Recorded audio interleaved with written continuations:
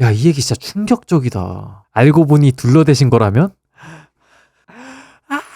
상상도 못했다. 이거는 쇼츠로 만들어서 올려도 되겠다. 너무 재밌는데요? 자, 이번에 읽어볼 이야기들은 장난 아니게 무서운 이야기 시리즈입니다. 힘차게 괴담 한번 읽어보도록 하겠습니다. 자, 이번 이야기는 시체와 마주치게 되는 세 사람입니다. 고등학생 시절부터 어울려온 나를 포함해 셋이서 놀러가면 무조건 시체와 마주치게 되는 조합의 친구들이 있다. 산에 가면 목을 매단 시체, 바다나 물가에 가면 익사한 시체, 이런 느낌의 목격이 놀러 갈 때마다 발생했다. 그런데 제일 처음 본 목매단 시체 이외에는 직접 시체를 본 것도 아니고 너무 연속해서 마주치는 바람에 뭔가 익숙하다고 할지 시체가 있는 현장에 대비하는 마음가짐 같은 것이 생겨서 그것을 이야기거리 삼을 정도의 여유도 생겨나기 시작했다. 그런 거로 또 놀러가자 하고 바다 낚시를 갔는데 아무것도 없어서 역시 우연이었군 이라는 생각이 든 우리는 완전히 농담거리 취급하게 되었다. 집으로 돌아가는 전철을 기다릴 때 오늘은 보이지 않는 코난 안 따라왔네 크크 라거나 시체 놔두는 거 까먹은 거다 이거 100% 크크 등등 시답지 않은 농담을 주거니 받거니 하고 있었는데 건너편 플랫폼에서 여자가 전철에 뛰어들어 살자해버렸다. 너무나도 딱 맞는 타이밍에 이런 일이 일어났기 때문에 우리들은 잔뜩 겁을 먹고 이건 진짜 앵마기 같은 거 하는 게 좋지 않나 싶어서 다 같이 앵마기를 하러 갔는데 그 후론 시체를 마주치는 일이 없어졌다. 쫄보인 나는 진짜로 눈에 보이지 않는 코난 같은 무언가가 있어서 우리가 쪼는 걸 재미있어 했는데 점점 반응이 옅어진 나머지 화가 나서 살자 현장을 목격하게 한 건 아닐까? 귀신이 진짜 있는 건 아닐까? 등등 여러 생각이 든 나머지 겁이 나서 자주 잠자리를 설치게 되었다. 여기까지가 시체와 마주치게 되는 세 사람이었는데요. 재밌네. 오늘은 보이지 않는 코난 안 따라왔네. 이거 자체가 너무 적절한 드립이야. 너무 웃겼습니다. 코난이 따라오면 사건이 일어나잖아. 재밌었고요. 자, 다음 이야기는 곳간안이라는 이야기입니다. 외할머니께 들은 이야기, 몇십 년 전 일이다. 그날 할머니께선 웬일인지 밤중에 문득 잠이 깨셨다고 한다. 목말라. 물을 마시려고 부엌에 불을 켰는데 부엌과 이어진 토방 쪽에서 저기요, 저기요 하는 목소리가 들렸다. 조심조심 토방을 살펴보니 아무래도 토방 끝과 연결된 곳간 속에 누가 있는 듯했다. 여기서 토방이란 무슨 뜻이냐? 방과 방 사이에 대청을 놓을 자리에 그냥 맨바닥인 채로 둔 흙바닥이라고 합니다. 아무래도 그 옛날 배경이다 보니까 집안에 이제 흙바닥이 있는 거죠. 아무튼 토방 끝과 연결된 곳간 속에 누가 있는 듯 했다. 목소리를 들어보니 여성 같았지만 곳간 문은 밖에서 빗장이 걸려 있었고 문 말고 사람이 들어갈 수 있을 법한 창문도 없었다. 할아버지를 깨우려고도 해봤지만 할아버지께선 한번 잠에 들면 좀처럼 깨지 않는 분이셨다. 상대는 여자인 것 같으니 위험하진 않을 것이다 예상하시고 할머니께서는 우선 뉘신지요? 하고 말을 걸어보았다. 그러자 곳간에서는 빠른 말투로 이리로 헤매다 들어왔는데 도저히 나갈 수 없게 돼버렸어요 하는 소리가 들렸다. 이거 신기하군. 어쩌다 들어오셨냐고 물어도 아미타불 아미타불 이라는 말을 반복할 뿐이었다. 할머니는 그 사람이 가엾은 나머지 꺼내주기 위해 빗장을 올려서 풀려고 하셨다. 하지만 웬일인지 빗장은 움직이지 않았다. 평소에는 혼자 쉽게 올렸다 내렸다 하는데 그날은 누름돌을 올려둔 듯 꼼짝도 하지 않았다고 한다. 별수 없이 제 힘으로는 열리지 않으니 바깥 사람을 불러오겠습니다 라고 말씀드리니 그럴 필요는 없습니다. 하늘이 밝아지기 시작했으니 원래 왔던 길을 찾아보겠습니다 하는 말이 들린 후에 덜컹 쿵 하고 문을 여닫는 듯한 소리가 났고 그 후 창고에는 정적이 흐를 뿐이었다. 할머니께서는 다음날 아침에 눈을 뜨셨을 때 간밤에 있었던 일은 꿈이나 헛개비를 본 게 아닐까 하셨다고 한다. 하지만 할아버지께 그 일을 말씀드리니 옳거니 임자 여우한테 골탕을 먹은 게로군 으하하 하고 웃으셨다. 여하간의 말이 빠르다던지 함부로 모습을 드러내지 않는 건 여우가 사람을 홀릴 때의 특징이라는 모양. 외할머니 집 뒤에는 작은 개울이 흐르는 숲이 있었는데 그 당시에는 여우나 오소리, 너구리 등이 있었다고 한다.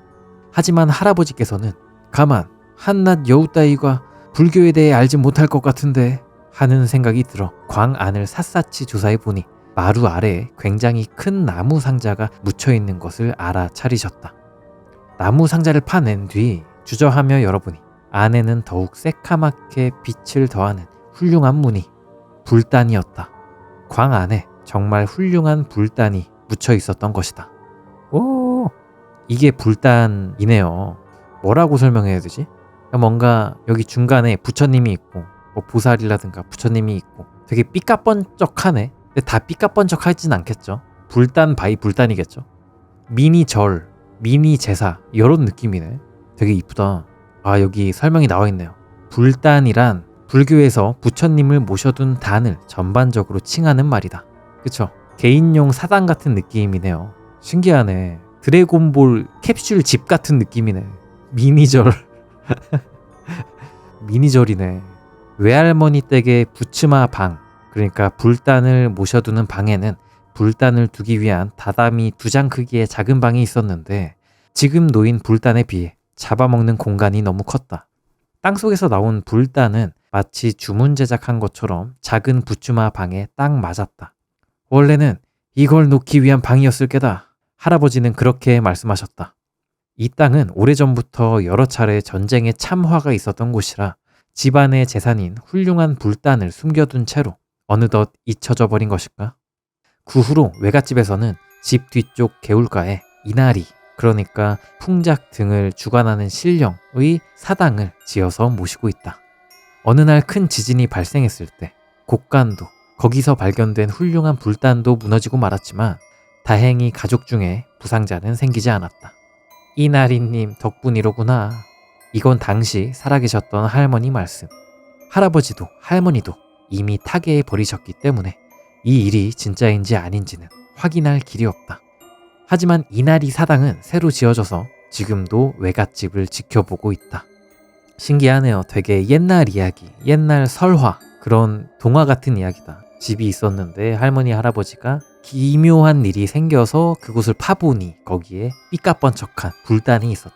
그쵸, 그런 거 있잖아요. 그 백제의 금동향로, 그거도 어떤 사람이 천에 싸가지고 진흙 속에다가 묻어놓고 그래가지고 이렇게 보존 상태가 좋은 상태로 발견이 된 거잖아요. 그러니까 사람들이 예상하기로는, 추측하기로는 뭔가 전쟁이 나가지고 그것을 뺏길 위협이 있기 때문에 그 국보를 진흙 속에 묻은 것이다 라고 추측을 하는데, 그런 우리나라 백제 금동향로 이야기처럼 이 이야기도 뭔가 보물을 숨기기 위해, 집안의 중요한 재단을 숨기기 위해 이렇게 땅에 묻은 거였던 거죠. 재밌네. 채팅창에 이날이면 풍요, 농사, 곡식, 성공의 신으로 전령이 여우입니다. 이야, 그렇다고 하네요. 감사합니다, 정보. 자, 다음 괴담은 완이라는 이야기입니다. 완. 뭐가 끝났다는 얘기일까요? 한번 보겠습니다. 바로 아니네. 시골 같은데 왕왕 있는 아이에게 겁을 주기 위한 마을별 무서운 이야기 중에 완이라는 괴물 이야기가 있는데, 저희 시골에도 그런 이야기가 있어요. 제가 어린 시절 이 얘기를 듣고 나쁜 짓 하지 말아야겠다 하고 떨곤 했죠. 그런 것도 잊어버린 고등학교 시절 어느 여름날, 아마 이맘때쯤의 일이었을까요? 아버지와 차를 타고 밭 근처를 지나 DVD를 빌리러 가던 때였습니다. 밭 안쪽이 아니라 농로 한가운데 새카만 차림새에 얼굴만 새하얀 무언가가 우두커니 서 있더라고요. 뭐지? 일본인 치곤 좀 크지 않나? 하고 아버지랑 얘기하면서 지나쳤는데, 스쳐 지나가다 본 그것은 새하얀 얼굴에 두꺼워 보이는 옷을 입고 모자를 쓰고 있었습니다. 게다가 입고 있는 옷들은 죄다 새카만 색이었고요. 너무 섬뜩했던 나머지 지금도 똑똑히 기억이 나요. 그래도 밭 쪽에 서 있었으니 아마 허수아비겠지 하고 비디오 대여점에 영화를 빌리러 갔습니다. 그 뒤 DVD를 빌려서 돌아가는 길에도 허수아비는 같은 곳에 서 있더군요.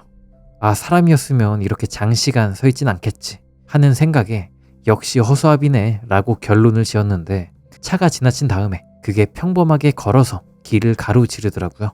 제 뒤쪽에서 말입니다. 지금도 가끔 아버지랑 이야기하곤 할 정도로 무서웠습니다. 틀림없이 저희가 DVD 가게에 있었던 1시간 남짓 동안 그 자리에서 움직이지 않았을 텐데, 돌아가는 길에 일정한 속도로 쓱 걸어서 차가 지나간 뒤에 길을 가로질러 가더라고요. 시골이라 긴 직선 도로가 많았는데 차가 달리는 동안 줄곧 뒤쪽이 궁금해서 쳐다보다가 지나친 뒤에 그 길이 섬뜩했던 것이 지금도 기억납니다. 아무리 그래도 그걸 보니 겁이 덜컥 나서 아버지한테 말씀드렸더니 안 좋은 걸 봤구나. 아무 일도 없어서 참 다행이네. 라고 하시더군요. 그 이유를 물어보니 저런 걸 완이라고 한다는 겁니다. 이 이야기가 탄생한 경위도 아이를 겁주려는 게 본래 목적이 아니고 완이 나쁜 짓 하는 아이가 있나 하고 물끄러미 밭 안에서 보고 있다가 참고로 시골이라 이에 대해서는 여러 가지 설이 있는데 하여튼 자연 속에서 보고 있다고 하네요. 아무튼 완은 나쁜 짓 하는 아이가 있나 하고 물끄러미 밭 안에서 보고 있다가 그런 아이를 발견하면 천천히 집 쪽으로 걸어온다는데 부모가 그걸 발견하고 아이에게 완이 오니까 밤에 휘파람 불거나 밤새 오지 마라 라고 화를 내는 데서 비롯되었대요. 시간의 흐름에 따라 이 내용에서 이야기가 점점 달라졌다고 합니다만 휘파람 같은 건 그냥 예 중 하나라 실제로는 어떻게 되는지 모르겠고 실제로 해를 끼친 적이 있는지 어떤지 들어본 적도 없습니다.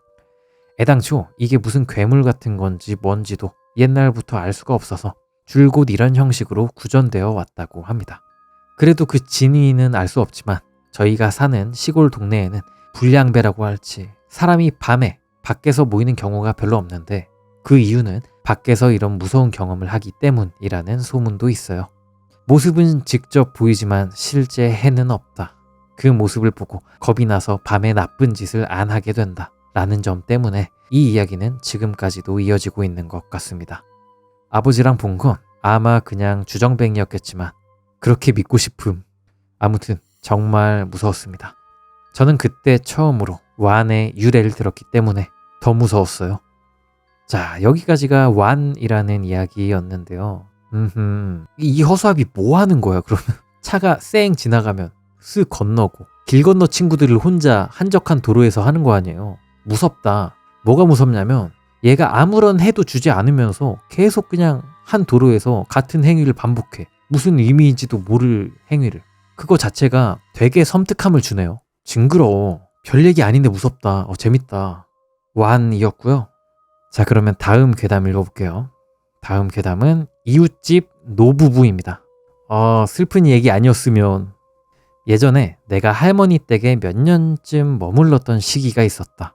할머니는 상당히 정정하셔서 여러 가지 활동을 하셨고 나는 마음 편한 대학생이었기 때문에 나한테는 매우 좋은 환경이었다. 할머니는 부담스러우셨을지도... 할머니 댁은 도심에서는 그리 멀지 않은 곳이었지만 근처 역에서 꽤 멀었고 주위에 밭과 잡목림도 많았다. 그 집에서는 여러 일들이 있었는데 이 이야기는 그중 하나이다. 할머니 댁 옆집에는 한 노부부가 살고 있었는데 이 부부는 근처에 소문이 자자할 정도로 사이가 나빴다. 가칭 다나카시네 댁이라고 해두겠음. 다나카네 할머니께선 할아버지를 제쳐두고 이웃 사람들이랑만 나돌면서 집에서 기르는 개를 귀여워하셨다. 우리 할머니랑 다나카네 할머니께선 옛날부터 사이가 좋았는데 특히 다나카네 할머님이 건강하고 활동적이셨던 우리 할머니께 다소 위존하는 면이 있었던 모양이다. 하지만 내가 할머니 댁에서 식객 생활을 시작했을 무렵 다나카네 할머니께서는 조금씩 노망이 들기 시작하셨다고 한다. 노망이 들었다곤 하지만 컨디션이 좋을 때는 나름 정정하고 말도 잘 통하는 상태셨던 것 같다. 그와 함께 하반신도 조금씩 약해지셔서 개 산책을 제대로 못하게 되셨던 모양이다. 그래서 다나카네 할아버지께서 가끔 산책을 시키곤 하셨다. 할아버지는 자기가 키우고 싶어서 키우는 것도 아닌 개 산책 따위를 맡는 게 정말 싫으신 것 같았다. 이웃 사람들이 여러 가지 일들을 목격한 바가 있었다. 인기척이 없는 길에서 할아버지가 개한테 담배 연기를 내뿜었다거나 개를 걷어찼다는 소문이 금세 퍼졌다. 아마 그 소문들이 정확히 맞진 않았어도 크게 다르지는 않을 것 같았다. 왜냐하면 무엇보다도 개가 스트레스 때문에 완전히 정신이 나가버렸기 때문이었다. 예전에는 얌전한 개였는데 이제는 틈만 나면 짖어대고 짖는 소리도 굉장히 컸으니 상당히 상태가 안 좋았다고 생각한다. 그래도 할아버지를 물어뜯지는 않았던 것 같다. 그런데 어느 날 호련히 그 개가 사라져버렸다. 당연히 근처 이웃들은 타나카 시내 바깥 양반 개가 귀찮아져서 목줄을 풀어버렸나 보네. 개가 스스로 도망친 게 아닐까? 등등의 소문이 난무했다. 분명 걔가 불쌍하긴 했지만 참을 수 없을 정도로 시끄러웠기 때문에 나는 내심 안심하고 있었다. 그리고 얼마 후에 다나카 씨네 부부는 아드님 부부와 함께 살게 되어 그 집에서 이사를 가게 되었다. 마지막 인사를 하러 왔을 때 있었던 일을 뒤늦게 할머니께 들었다. 우리 할머니를 좋아하셨던 다나카네 할머니께서는 작별 인사를 하는 김에 이렇게 말씀하셨다고 한다. 걔는 말이지, 내가 풀어줬어. 저딴 영감한테 맡기면 불쌍하거든. 그 아이가 없어지면 할아버지가 걔가 싫다고 버려버렸군, 매정하기도 하지 하고 사람들이 생각할 거 아냐? 그거 참 고소하다. 이런 느낌으로 말이다. 다만 다나카네 할머니께선 노망이 들기 시작하셨기 때문에 거기까지 생각이 미쳤는지 어땠는지는 모를 일이다. 어쩌면 도망치게 놔둔 건 할아버지신데 강아지가 없어진 상황에서 할머니가 망상이나 소망 등으로 뇌 속에서 만들어낸 꾸며낸 이야기일지도 모르지 라고 생각해 보았지만 어쨌든지 간에 뒷맛이 씁쓸한 이야기이다. 하지만 만약 할아버지께서 개를 도망치게 놔두셨으면 할머니께서 분명 책망하셨을 테고 주위 사람들한테 말씀하셨을 것 같으니 역시 다나카네 할머니께서 개를 풀어주신 걸까? 치매가 좀 진행되었을 때의 사고 방식이나 정신 상태에 대해선 잘 모르겠지만 제정신과 노망이 뒤섞인 상황에서도 남편에 대한 혐오만은 강렬하게 남아 행동, 사고에 영향을 주었다니 무척 안타까운 일이구나 하고 생각했다. 야, 이거 진짜 여기까지가 이웃집 노부부라는 이야기였는데요. 야, 이 얘기 진짜 충격적이다. 할아버지가 개를 풀어준 거였어도 진짜 너무 안타까운 이야기인데 할머니가 일부러 할아버지 욕보이게 하려고, 할아버지 쓰레기 만들려고 풀어준 거였어도 소름이고, 사실 할아버지가 버린 거였는데 할머니가 노망이 나가지고 자기한테 유리한 쪽으로 해석해서 그런 기억을 갖게 된 거, 그것도 상당히 소름이고. 이 이야기 상당히 강렬하네요. 너무 안타깝다. 그러니까 옛날에는 이혼이 일반적인 경우가 아니었잖아요. 뭐 물론 할 사람들은 다 했지만 옛날에는 그냥 아무리 싫어도 남편이 뭐 돈만 좀 잘 벌어온다 치면 그냥 사는 경우도 많았잖아. 옛날에는 뭐 이혼한 사람에 대한 그 처우가 상당히 나빴기 때문에 그랬던 건데, 저렇게 싫어하는데도 끝까지 늙어 죽을 때까지 사는 게 너무 안타깝고 좀 비극이라는 생각이 드네요. 이거 상당히 안타까운데? 진짜 뭐 이 할머니도 음침하고 할아버지도 별로고. 근데 할아버지가 딱 별로라고 단정 지을 수 없죠. 왜냐면 사이가 나쁜 거니까 누가 나쁜지 모르는 거잖아. 그죠? 둘 다 그냥 그 적인 상태인 건데 사이가 안 좋은데 자기가 키우고 싶었던 개도 아닌 개를 이제 산책시키는 게 짜증날 수 있지, 할아버지 입장에서. 아무튼 소름이 돋네요, 이 할머니. 채팅창에 치매 환자가 저런 계략 정도로 망상을 복합적으로 하는 사고는 못하더라고요 라고 하시는데, 그런가? 뭐가 사실인지 모르겠네요, 아무리 생각해봐도. 왜냐면 노망 들었다는 게 너무 많은 가능성을 여니까 뭐가 사실인지 모르겠네. 아무튼 정말 재밌는, 정말 소름 돋고 기분 나쁘고 음침하고 기묘하고 뭐가 뭔지도 모르겠는 이웃집 노부부라는 이야기였습니다. 재밌네요. 자, 다음 이야기. 가장 성격이 잘 통했던 사람입니다. 모 동영상 사이트에서 재미있는 생방송을 하길래 나는 그걸 보고 있었다. 보는 사람 수는 꽤 적었지만 댓글로 분위기가 달아올라 여러 사람과 트위터 아이디를 교환했다. 그 후 거기서 가장 성향이 잘 맞았던 사람과 DM을 사용해 스카이프 아이디를 교환한 뒤 통화해보자는 흐름이 되었다. 나도 상대방도 남자였기 때문에 긴장도 전혀 없이 좋아하는 방송, 이야기 등으로 신나 있었는데 갑자기 땡땡은 하나도 안 변했네 라는 말을 듣게 되었다. 땡땡은 본명이 아닌 별명이다. 게다가 본명에서 유래된 것도 아니고 내가 중학교 시절에 알고 지낸 일부의 사람만 아는 별명이었다. 딱히 의미가 깊은 별명도 아니라서 계정에서도 쓴 적이 없고 중얼거린 적도 없었다. 오랜만에 즐거웠어 라는 말을 듣고 두뇌를 풀회전시켜서 지피는 놈을 생각했다. 하지만 남자 중에서 이 별명을 아는 놈은 진짜 몇 명밖에 안 되는데, 그 중에서도 성격이 잘 통했던 사람은 고등학교에서 사고를 당한 땡땡밖에 없다고 생각해서 나는 과감히 너 땡땡? 하고 물어봤더니 하하 가끔은 집에도 좀 와 라고 말하곤 통화가 끊겼다. 스카이프 해본 사람은 알겠지만 통화가 끝나면 상대방 계정 페이지에 통화 시간이 뜨지. 그런데 나는 통화가 끊기는 순간 홈 화면으로 튕겨져 나왔다. 동생인지 다른 가족인지 채팅으로 물어보려고 상대방 페이지를 찾지만 찾을 수가 없었다. 통화하기 전에 잠깐 채팅도 했었는데 그 기록도 다 지워졌고 말이다. 계정을 차단하면 상대방한테서 오는 채팅을 거부할 수 있지만 그럴 경우에도 계정명의 표시를 지울 수는 없다. 내가 설정하지 않으면 내 쪽에서 이름이 사라진다는 건 있을 수 없는 일인 것이다. 무섭다기보다는 그때 내가 이름을 안 물어봤으면 조금 더 이야기할 수 있지 않았을까 하는 생각이 들어 지금은 안타까운 심정이다. 이야, 이거 기묘하네요. 제목이 가장 성격이 잘 통했던 사람이니까 가장 친했던 친구가 사고로 죽은 거죠. 오래된 일이었는데 가끔 나 좀 보러 무덤이나 뭐 납골당이나 오라는 얘기를 한 거죠. 친구가 보고 싶으니까 스카이프로. 저승에서 스카이프가 되나? 안 될 텐데 모르겠습니다. 그러니까 현대 시대에 맞는 가슴이 몽글몽글해지는 그런 괴담이었네요. 자, 다음 이야기입니다. 다음 이야기는 2세대 주택입니다. 우리 집은 2세대 주택 같은 느낌인데 아래층에 할아버지랑 할머니가 살고 계셔. 초등학교 땐 집에 돌아오면 두 분께 오늘 있었던 일들을 쭉 이야기 드리곤 했는데 대학생이 된 후에는 집에 돌아오지 않거나 바로 2층에 있는 내 방에 틀어박혀서 2, 3일 동안 여차하면 5일쯤 두 분과 만나지 않는 상태가 계속되었어. 그러다가 대학교 4학년 때 취직처에서 처음 채용 내정을 받아서 오랜만에 두 분과 함께 앉아서 이야기라도 할까 생각을 했어. 뭔가 경사스러운 일이 있을 때는 이유를 대면서 용돈을 달라고 하곤 했거든. 그런데 코타츠 안에 들어가서 예능 프로 보시는 할아버지 쪽으로 가다가 나는 문득 위화감을 느꼈어. TV 장에 유리문 뒤쪽 면 거기에 커다란 눈이 도화지에 그려져 붙어 있었거든.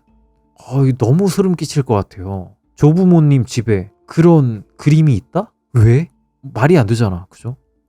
아무튼 그때는 그거에 대해 말할 타이밍을 놓쳤는데 진짜 너무 이상해서 뭐라고 말을 붙이기도 어려웠어. 두 분 모두 컬트 종교 같은데 빠질 사람도 아닌데 하면서 당분간 못 본 척 하기로 했는데 이 눈 그림이 1층 여기저기에 나타나게 된 거야. 할아버지 베개 마취랑 목욕탕, 테이블 깔개 같은데. 실제 해는 없었지만 나는 형용할 수 없는 공포를 느꼈어. 그러다가 마침 내가 일찍 집에 돌아온 어느 날 할아버지가 달력 뒤에 큰 눈을 그리고 계시더라고. 나는 마음을 굳히고 지금 뭐하고 계시는 거냐고 여쭤봤어. 그랬더니 안약 넣는 거 잊으면 안 된께 라고 하시는 거야. 갑자기 온몸에 힘이 다 풀리더라. 아마 모두들 비읍시읒이라고 생각을 하겠지만 그땐 진짜 무서웠단 말이야. 참고로 이 습관은 우리 집에 놀러온 조카 딸이 무슨 수를 써도 계속 엉엉 울어서 그만두게 되셨다고 해. 재밌다. 너무 섬뜩했는데 갑자기 안약 넣는 거 잊으면 안 된께 눈 그림을 보고 안약 이렇게 넣는 거 아냐. 근데 너무 섬뜩하다. 너무 기분 나빠. 왜? 너무 영적으로 마이너스인 행동이야. 너무 싫어. 어이없네요. 블로그 주인장분도 웃으셨네 그냥. 개재밌다. 2세대 주택이라는 이야기였습니다. 오늘 재밌는데? 안약 진짜 너무 어이없어. 이거는 쇼츠로 만들어서 올려도 되겠다. 너무 재밌는데요? 짧고 굵어가지고 레전드 사연이네. 너무 재밌었습니다. 안약 알고 보니 둘러대신 거라면? 상상도 못했다. 사실 오컬트 종교에 심취하신 거였던 거임. 조부모님이 들켰나? 안약 넣으려고 그런 거야. 그렇구나. 눈알교 이런 걸 수도 있고. 눈알 하니까 그거 생각나네. 20세기 소년 생각나는데요. 집안에 이런 게 다 붙어 있었다는 거 아니야. 너무 싫음. 참고로 20세기 소년 제가 제일 좋아하는 만화 중에 하나입니다. 추천드립니다. 이 작가님의 다른 만화 몬스터도 정말 재밌죠. 띵작입니다. 자, 아무튼 다음 괴담입니다. 주차장에서 사고를 목격했다. 바로 읽어볼게요. 내 차는 부모님께 물려받은 검은색 프리우스야. 그 블로그 주인장분이 검은색 프리우스를 못 찾았나봐. 하늘색 프리우스를 가져오셨네. 아무튼 20대 여성치곤 옛날 취향이네 하는 말을 듣긴 하지만 연비가 좋아서 난 마음에 들어. 프리우스가 연비가 좋기로 정말 유명한 자동차입니다. 오늘 오전에 나는 자동차로 대형마트에 쇼핑을 갔다가 주차장에서 사고를 목격했어. 사고긴 한데 차량끼리의 가벼운 접촉 사고긴 했어. 아무튼 출구 전용과 입구 전용으로 나누어져 있는 주차장이었는데 출구로 무리하게 들어가려던 차가 나오는 차랑 부딪힌 것 같더라고. 박은 쪽은 어떤 아저씨가 탄 하얀 라이프 승용차. 박힌 쪽은 누구일까 하고 그쪽을 보니 검은 프리우스를 탄 젊은 여성이었어. 어머, 내 차랑 똑같잖아. 신기하기도 해라. 어떤 사람일까? 하고 더 자세히 봤는데 그 여자가 바로 나지 뭐야.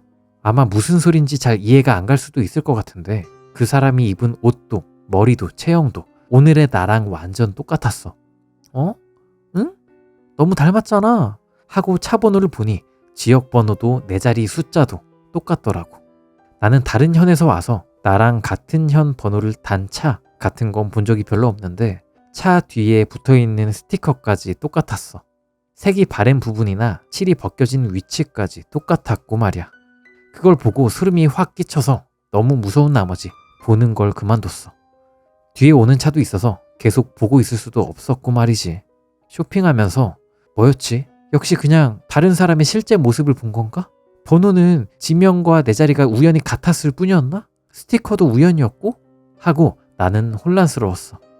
우선 살 물건들을 산 다음 주차장을 나오려고 했는데 아까 그 2대는 출구에서 없어져 있더라고.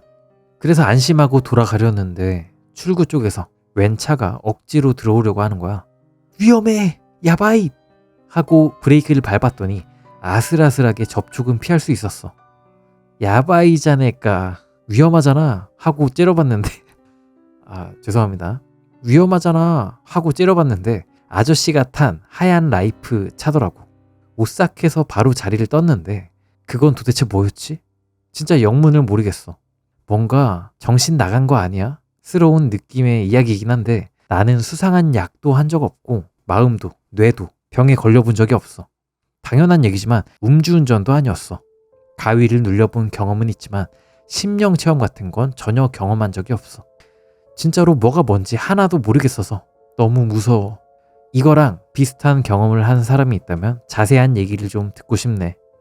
자, 여기까지가 주차장에서 사고를 목격했다 라는 이야기였습니다. 그러니까 이런 얘기는 참 많죠. 나와 아예 똑같은 사람이 활동하는 거를 보게 되는 경험. 이건 뭘까요? 사실 다른 심령 현상 같은 경우에는 너가 잘못 봤겠지, 당신의 뇌가 착각을 일으킨 겁니다, 이런 식으로 치부할 수 있단 말이죠. 근데 이런 도플갱어 같은 현상은 사실 잘못 보기가 힘들잖아. 똑같은 프리우스에 똑같이 도장이 까진 부분이 있고 입은 옷도 똑같고 할 가능성이 있나 싶거든요. 이런 건 되게 신기합니다, 이런 경험은. 아니면 그냥 이경규의 몰래카메라 이거 말고는 진짜 설명이 안 돼. 저러다가 엘리베이터 타고 떨어져가지고 미끄럼틀 타가지고 막 물속으로 풍덩 빠지고 이런 거 아니면 설명이 안 돼. 이런 이야기는 너무 신기한 얘기예요. 아무튼 주차장에서 사고를 목격했다라는 이야기였습니다. 재밌네요. 뭐야, 그냥 평범한 평행세계의 가능성을 접목하신 거잖아. 아 뭐야, 그냥 평행세계 본 거잖아. 별거 아니잖아. 뭐야. 자, 다음 이야기입니다. 백발에 70세쯤 되는 남자라는 이야기입니다. 초등학교에 입학하자마자 담임 선생님께 그러고 보니 어제 마트에서 A양 할아버님이랑 딱 마주쳐서 인사했어 라는 말을 들었다. 여기서 A양은 이제 이 글쓴이라고 하네요. 우리 부모님은 모두 어릴 적에 아버지를 여의고 모자 가정에서 자랐다. 그래서 나한테 할아버지는 없었다. 선생님에게 자세히 여쭤보니 학교 근처 슈퍼에서 백발이 성성한 70대 정도의 남자가 땡땡 선생님이시죠? 땡반의 에이다 에이콘의 하랩입니다 하고 말을 걸어오시곤 가볍게 인사한 뒤 손녀를 잘 부탁드립니다 라고 말하며 계산대로 걸어가셨다고 한다. 생판 모르는 사람이 내 반이나 풀네임을 알고 할아버지 행세를 하면서 남자 담임 선생님한테 말을 거는 건 도대체 무슨 목적일까? 당시에는 할아버지 영혼이 둔갑해서 나오신 걸지도 라고 생각을 했지만 나중에 알고 보니 친할아버지도 외할아버지도 30대에 타계하셨다고 하는데 말이다. 그 후 부모님이 학교에 불려가 경찰한테 수상한 사람으로 보고 신고할지 말지 상담을 하셨지만 결국에는 흐지부지 끝났다. 야, 뭐야 이거? 여기까지 백발에 70세쯤 되는 남자 이야기였는데요. 아무래도 저는 할아버지를 빙자한 범죄자인 것 같다라는 생각이 들긴 하는데, 만약에 할아버님이라면 저승에서 쭉 사시다가 우리 손녀 초등학교 입학했는데 선생님한테 촌지 좀 주러 가겠습니다 라고 얘기해가지고 이제 지상으로 나와가지고 선생님 한번 뵈고 이렇게 온 것 같긴 한데, 근데 왜 하필 선생을 만나러 가? 만날 거면 직접 가가지고 손녀한테 가가지고 너가 손녀구나, 잘 컸구나, 이대로만 자라다오 하면서 손녀 만나는 게 맞는 거 아니야? 옛날 분이라 선생님을 만나러 간 건가? 옛날에는 선생님한테 잘 보이는 게 중요했으니까. 채팅창에 그냥 이혼이나 도망간 남편 죽었다고 하신 게 아닐까요? 라고 하셨는데 상당히 일리 있다. 그게 가장 현실성이 있네요. 왜냐하면 그냥 70대 할아버지 노인이 굳이 손녀, 그러니까 그 손녀뻘의 애 가지고 범죄를 저지른다? 좀 상상하기 힘들긴 해요. 범죄도 몸에 힘이 있어야 할 거 아니야. 근데 70대 때 범죄를 이렇게 교묘하게 정보까지 다 알아가지고 하려고 한다? 말이 안 된다기보다는 좀 현실성이 떨어진다라고 생각을 했는데, 그 아버지를 여였다는 그 부모님들, 이제 엄마가 거짓말을 한 걸 수도 있겠다 라는 생각이 드네요. 되게 예리한 채팅이었습니다. 근데 30대에 죽었는데 귀신도 노인이 될 수 있나요? 그니까 만약에 저게 진짜라고 한다면 저승에도 나이를 먹는 시스템이 있거나, 아니면 이제 30대에 죽은 이 남자가 선생님한테 가가지고 저 이 아이 A코 할아버지입니다 이러면 이상하잖아. 30대밖에 안 돼 보이는데 할아버님이라고요? 당신을 체포하겠습니다 이렇게 될 거 아니야. 저기 경찰이죠? 이렇게 될 거 아니야. 그러니까 일부러 할아버지의 모습으로 현현해가지고 이제 잘 부탁드립니다 이렇게 한 거죠. 그런 느낌이라고 보시면 될 것 같습니다. 여기까지 백발에 70세쯤 되는 남자였습니다. 자, 다음 이야기는 북알프스의 어떤 곳에서 길 잃었다 입니다. 이게 일본에서는 어떤 산맥 이런 걸 알프스라고 부르더라고. 왜일까? 옛날에 사대주의가 있어서 그렇게 명명을 한 건가? 왜 자기 나라 지명을 알프스라 그래? 궁금하네요. 아무튼 북알프스의 어떤 곳에서 길을 잃었다 읽어보겠습니다. 등산을 하던 시절 나는 북알프스, 니가타, 나가노, 도야마, 기후 4현에 걸친 남북으로 이어진 산맥 3000m급의 산이 연 이어진 산악지대라고 합니다. 북알프스. 나는 북알프스의 어떤 곳에서 길을 잃어버리게 되었다. 이미 날도 저물어버리고 답이 없는 지경에 이르러서도 나는 계속해서 걸었다. 나는 능선을 걷고 있었고 여기는 인기 있는 산이니까 아마도 좀 걸으면 어디선가 불빛이 보일 거야. 별거 아냐. 아침 해가 뜨면 그때는 정말 위험했었지 라고 생각할 수 있을 거야 라고 믿고 능선을 따라 계속 걸었다. 지금 생각해보면 길을 잃고 밤이 되었는데도 야숙을 하지 않는 시점에서 나는 이미 제정신을 잃었던 것 같다. 20시가 지나면 초가을의 산이라도 바람이 불면 몹시 추워진다. 체감 온도는 영하권. 나는 능선을 따라 걷는 걸 포기하고 내려와서 산림지대로 들어갔다. 험난한 길이 계속되었고 언제 비탈을 눈치채지 못해서 미끄러져 추락하게 될지 모르는 상황에서도 나는 암흑 속을 계속 걸었다. 그런데 문득 숲속에서 나를 부르는 이상한 소리가 들렸다. 내 이름을 부르고 있다는 걸 알고 무섭다기보다는 왠지 기쁜 마음이 들어 그 소리가 나는 쪽으로 험난한 길을 따라 나아갔다. 잠시 후 나는 지도와 제대로 맞춰볼 수 있는 산길로 나올 수 있었다. 살았다. 그야말로 구사일생이었다. 거기서 텐트를 꺼내어 야영하고 다음날 무사히 산에서 내려왔다. 나중에 기억을 되살려 보니 그 목소리는 어이 거기야 바로 지금이야 어이 달려 고고 조금만 더 하면 돼 끝까지 포기하지 마 같은 응원의 외침이었다. 물론 길이 없는 산속이었기 때문에 달리지도 못했고 그저 묵묵히 그 소리가 나는 쪽으로 걸음을 내디딜 수밖에 없었지만 이상하게도 목소리가 무섭게 느껴지진 않았고 마음이 점점 따뜻해지면서 나를 응원해주잖아. 온 힘을 쥐어짜서 노력해봐야지 하고 여길 수 있었다. 그런데 그 후 세월이 지나 우리 어머니가 50대 중반에 세상을 떠나셨는데 나는 장례식이 끝난 뒤에 아버지께 옛날 비디오 테이프를 받게 되었다. 그 테이프에는 중학교 때의 내가 농구부 시합에 나갔을 때 어머니께서 그런 나를 응원하면서 찍은 영상이 기록돼 있었는데 그 응원이란 바로 조난했을 때 들었던 그 목소리였다. 중학교 때는 반항기도 있고 그래서 어머니가 경기를 응원하러 달려오신 게 너무 싫었다. 그래서 몇 번인가 싸운 적도 있고 어머니를 때린 적도 있었다. 그건 좀... 그래도 어머니는 늘 응원하러 오시곤 했다. 내가 독립한 뒤에도 이따금 연락을 주셨던 우리 어머니. 어머니께서 생전부터 계속 보이지 않는 데서 나를 걱정하고 도와주고 계셨다고 생각하니 흐르는 눈물을 도저히 멈출 수가 없었다. 지금도 무척 풀이 죽었을 때나 일에 시달려 너무나 힘든 밤에는 어머니가 나온 비디오를 재생해두고 어머니 젊었을 적 목소리를 듣곤 한다.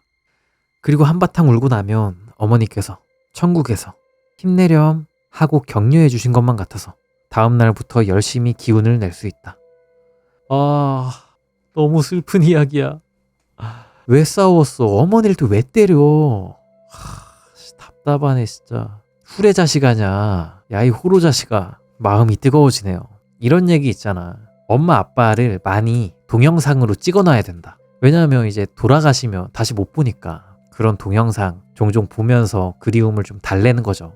왜냐면 부모님이 더 일찍 돌아가실 경우가 더 많으니까. 어머니가 옛날에 그 경기에서 응원해 주셨던 그 음성이 떠오른 거죠. 내가 지금 산을 계속 걸으면서 조난당해가지고 힘든 이 상황에서 나를 응원해 주던 그 어머니의 목소리가 떠오른 거야. 와, 너무 감동이다. 근데 어렸을 때는 엄마 아빠가 내가 학교에서 뭐 하는 거 막 지켜보고 이런 거 부끄러울 수 있긴 하죠. 그런데 때린 거는 좀 야 이 후레 자식아, 야 이 호로 자식아. 그래도 항상 응원해 주셔서 감사하네요. 그리고 이거 제목 있잖아요. 북알프스의 어떤 곳에서 길을 잃었다. 아까 제가 알프스라고 왜 그러느냐 일본인들은 이라고 이제 앞에 말씀을 드렸었는데 채팅창에 아마 그 근방 산맥을 19세기 메이지 시대 때 영국인들이 와서 알프스랑 비슷하다고 그렇게 불렀다고 하더라고요. 유학 시절에 선배가 알려줬음. 감사합니다. 정보가 이렇게 모이네요. 영국인들이 규정한 대로 쭉 부르는 거야? 근데 당시에 그 사대주의 심했으니까 일본이 소데스까 북 알프스 데스 오케이 요카이 하면서 했을 것 같네. 이제부터 너희는 북알프스요 이렇게 딱 정했겠네. 신기한 것 같아요. 일본 진짜 신기한 나라야. 일본에 한국의 삼다수 같은 천연수라는 물이 있는데 알프스 산이라고 적혀 있어서 놀랐는데 알고 보니 일본 알프스였다. 저도 본 것 같아요. 그냥 브랜딩인 줄 알았지. 근데 진짜 알프스였네. 진짜 일본의 알프스였네. 신기합니다. 좋은 정보다. 지식이 들었다. 공익적인 방송, 잘때 방송입니다. 구독, 좋아요 한 번씩 부탁드립니다. 이거 하나만 더 읽고 괴담 마무리하도록 하겠습니다. 자, 이번 괴담은 우체통이라는 괴담입니다. 이건 내 체험담이 아니고 친구의 경험인데 친구가 어머님께 우체통에 봉투를 넣어달라는 부탁을 받고 근처에 세이브온, 편의점에 우체통이 있는 곳까지 한달음에 달려갔을 때였어. 도착해서 물건을 넣으려고 봉투를 절반 정도 집어 넣었더니 안에서 꾹 하고 그 봉투가 끌려 들어갔다고 하더라고. 그때 손을 놓았으면 그냥 그걸로 끝났겠지만 친구는 무심코 반사적으로 봉투를 손으로 잡아버렸고 그러자 저쪽도 오기를 부리는 건지 뭔지 어른 남자 정도의 힘으로 질질 끌어당겼다나? 그거 생각나는데요. 그 무한도전에서 박명수 님이 커피 자판기 안에서 커피 만들어주는 거 그거 생각나는데? 뭐지? 그래도 결국 친구가 힘이 더 세서 봉투를 안에서 빼냈는데 그러자 우체통에서 쇠붙이를 두드리는 쿵 소리가 나서 갑자기 정신이 번뜩 든 친구는 너무 오싹했던 나머지 도망쳤다고 해. 참고로 봉투에 친구가 잡고 있던 쪽은 힘을 준 탓으로 꾸깃꾸깃 구겨져 있었는데 저쪽이 잡고 있던 쪽은 말끔한 그대로였던 게 기억난대.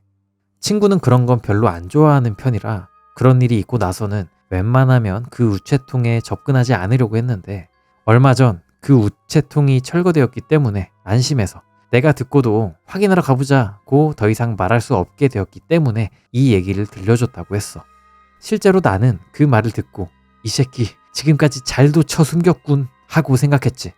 아무리 그래도 한번 설치한 우체통을 일일이 철거하는 건 나름 그에 맞는 이유가 있어서였을 거라고 생각을 하는데 끌어당기는 일이 상당히 많아서 클레임이 많았던 건지 아니면 회수하는 사람이 그 우체통을 열 때 무슨 일이 생긴 건지 그것도 아니라면 그 이외에 적당한 이유였던 건지가 꽤 궁금했어. 그 우체통은 우리 집에서는 꽤 먼 곳에 있었기 때문에 번번이 거기를 쓸 일도 없었고 그런 소문도 전혀 듣지 못했던 게 조금 아쉽네. 자, 우체통 이야기는 여기까지였는데요. 뭐야? 진짜 유인 자판기인가? 유인 우체통인가? 일본에는 깜짝 몰래카메라가 많으니까 그런 게 아닐까 싶기도 한데 정체를 안 밝혔으니까 몰래카메라는 아니겠죠. 냥이 숨숨집이다. 냥이가 냥이가 거기에 숨어 있었던 거고 뭐 들어오면 이렇게 싹싹싹 했던 걸 수도 있겠네. 아니겠죠? 예. 힘이 셌다고 했으니까. 아니면 소리가 안 나는, 그러니까 자판기에 종이 넣을 때 윙윙윙 하면서 1,000원 들어가잖아요. 약간 그런 건데 소리가 안 나가지고, 소리가 안 나는 게 이제 일본에서 개발이 된 거지. 소리가 안 나는 지폐 투입구, 소리가 안 나는 편지 투입구가 개발이 됐는데 그걸 몰랐던 거 아닐까요? 마을 사람들이? 야, 아니겠죠? 예. 뭘까? 미믹이네, 미믹. 현대판 미믹이네요. 쇠붙이를 두드리는 쿵 소리. 이거는 뭐야? 이 괴담은 뭐랄까, 너무나도 정보가 너무 적다. 상상의 나래를 펼칠 수 있어가지고 좋긴 한데 정보가 너무 없으니까 뭘 상상하기가 힘드네. 아무튼 우체통이라는 이야기였습니다. 재밌었고요. 장난 아니게 무서운 이야기 시리즈는 오늘 여기까지 하도록 하겠습니다. 재밌었고요. 장난 아니게 무서운 이야기 항상 퀄리티가 좋은 것 같아요. 너무 즐거웠고 재밌었고, 재밌게 들어주셨다면 좋아요 한 번씩 눌러주시고, 더 좋으셨다면 구독도 한 번씩 눌러주시면 감사하겠고요. 시청해주셔서 감사합니다.